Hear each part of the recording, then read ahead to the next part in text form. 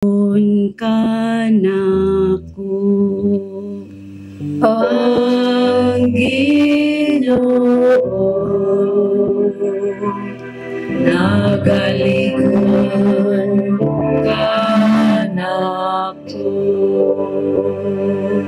o Ginoo pagkadaghan sa akong mga kaaway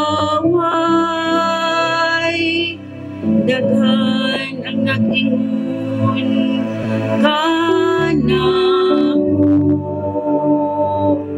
daghan ang nag-ingon kanako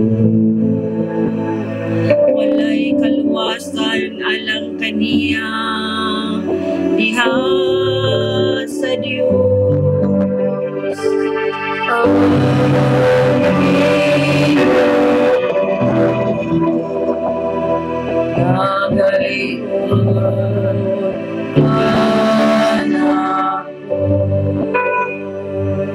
apan ikaw o Ginoo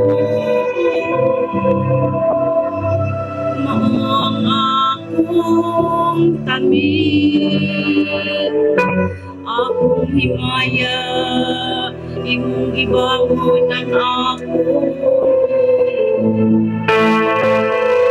sa pagsampit ko sa Ginoo iya akong itubagikan sa iyang malaang bukid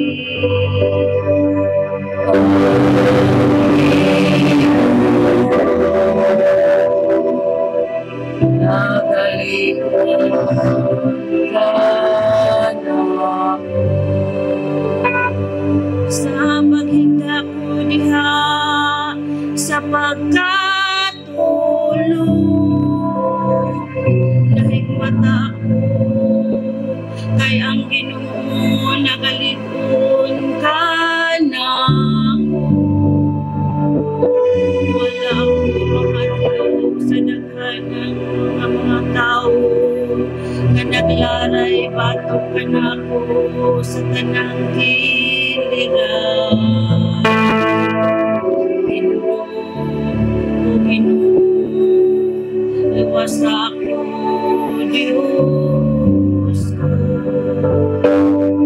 ang Ginoo nagalingon ka nako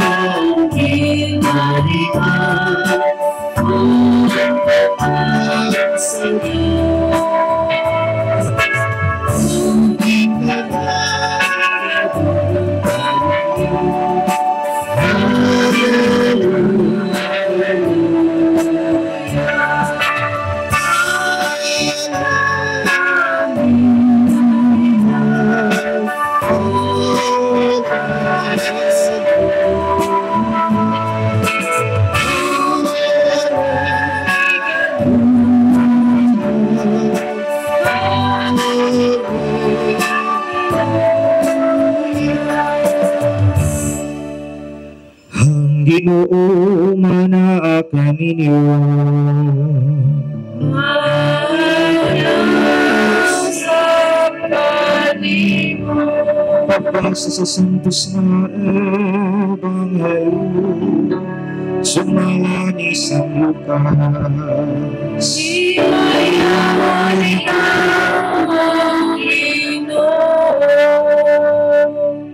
si Jesus may padayon ngadto sa Jericho ug samtang miagi siya may usa ka dato nga ginganlag Sakeo nga pangulo sa mga kubador sa buwis nga naninguha pagtan-aw kung kinsa siya apan mubo si Sakeo ug wala siya makakita kang Jesus tungod sa panon sa mga tao busa midagan siya una sa panon ug misaka sa kahoyng sikomoro aron makakita siya kang Jesus nga moagi niadtong dalan sa pag-abot na ni Jesus niadtong dapita Mihangad siya sa kahoy ug miingon kang Sakeo. Kanaog dayon sa kayo, kay adto ako moabot sa imong balay karong adlaw. Mikanaog si sa kayo pagdali ug sa dakong kahinangop, midawat kang Jesus. Ang tanan nga nakakita niini nagpagulbol. Kining tawhana na misita sa balay sa usa ka makasasala.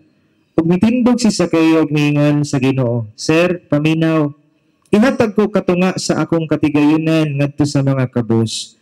Ug kung ako nakalimbong kang bisan kinsa, ulian ko sa kupat kapilo. Sa Jesus mingon kaniya, karong adlaw miabot ang kaluwasan ining balaya. Kay kining tawhana kaliwat usab ni Abraham.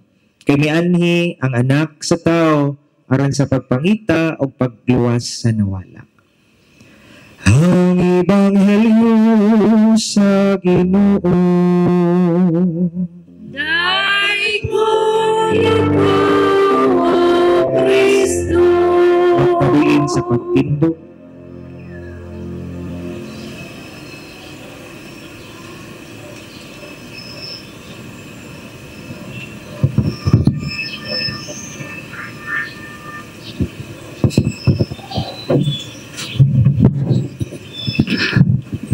Palihog maglingkod. Maayong buntag sa tanan. Tag-usab. Paingon sa inyong tapad na maayong buntag.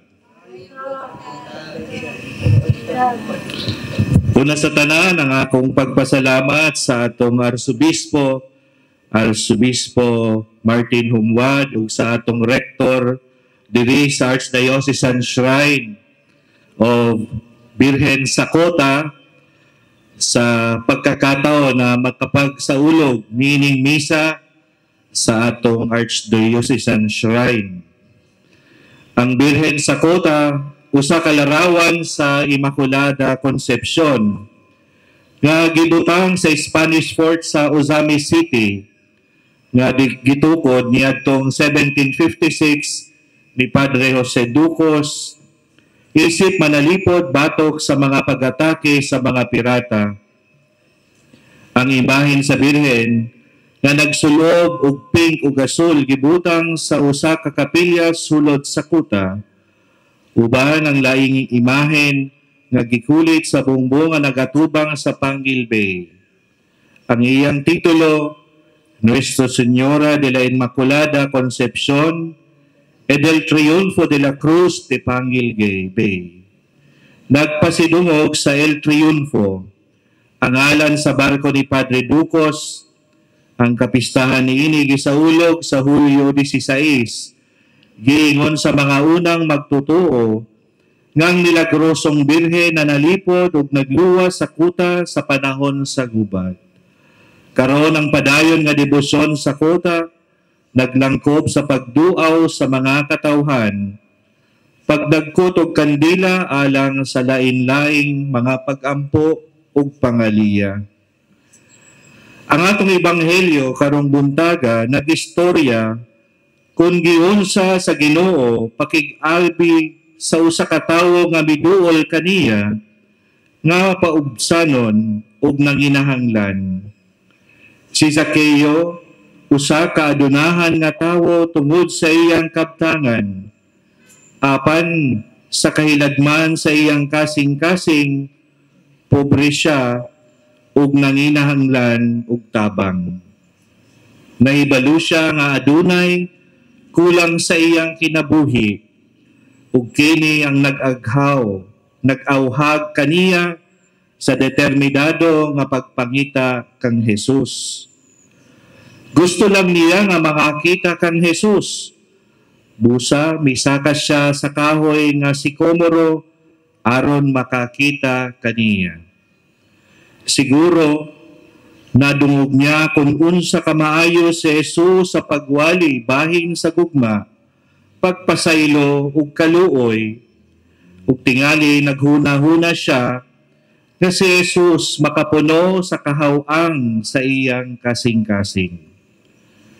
Pero wala niya damhi na dawat ni Zaccheus ang labaw pa sa iyang gipangandoy. Nagpadayag si Jesus nga mupuyo sa iyang balay. Ang atong Dios tinuod nga Dios sa mga sorpresa. Makapangutana kita kung nganong mihunong si Jesus, mitanaw sa taas ug mitawag kang Zakeo nga mikatkat sa kahoy. Ang rason yano ra kaayo, si Jesus nakahimo sa pagbati sa Panginanghan sulod sa kasing-kasing ni Zakeo. Sa tinuod lang, ang mga kasing-kasing nga ubos nagkinahanglan ug bukas balira duulan ni Jesus.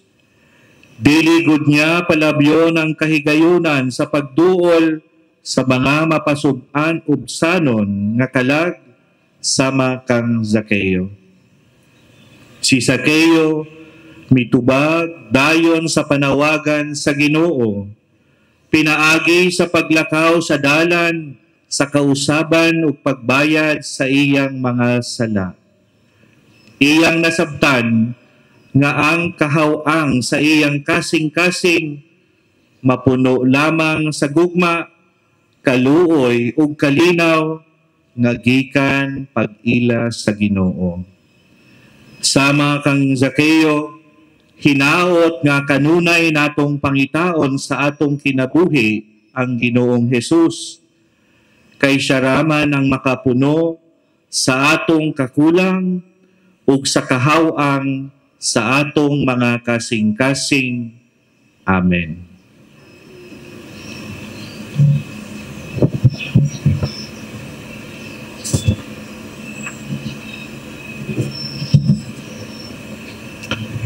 Palihog magtindog. Sa diyang nakita si Jesus ug si Zakeo, nakita nato ang tinuod nga kaluoy sa Dios alang sa mga makasasala. Magampo kita alang sa tanan ug muingon kita, kaluy kami Ginoo. Kaluy kami, Ginoo.